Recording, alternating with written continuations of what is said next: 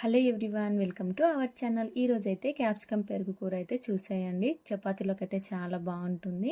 ఇప్పుడు stove on చేసుకొని ఒక కడాయి పెట్టేసుకొని ఇంకా దాంట్లోకి పల్లీల్ని వేసి డ్రై రోస్ట్ చేసుకొని రోట్లో కానీ లేదంటే మిక్సీలో కానీ వేసుకొని కోర్స్గా దంచుకోవాలి. దంచుకొని పక్కన పెట్టేసుకొని ఇప్పుడు మరో ప్యాన్ పెట్టుకొని ఆయిల్ వేసుకొని జీలకర్ర అలానే సన్నగా కట్ చేసుకున్న వెల్లుల్ని కూడా వేసుకోవాలి. అవి కొంచెం ఫ్రై అయిపోయిన తర్వాత ఇందులోకి సన్నగా పొడవుగా కట్ చేసుకున్న క్యాప్సికమ్ని ఆనియన్స్ని కూడా వేసుకోవాలి. ఇవి కొంచెం మగ్గిన తర్వాత కరివేపాకు, పసుపు, కారం, ఉప్పు కూడా వేసేసుకొని ఇందాక మనం దంచి పెట్టుకున్న పల్లీల్ని కూడా వేసుకోవాలి.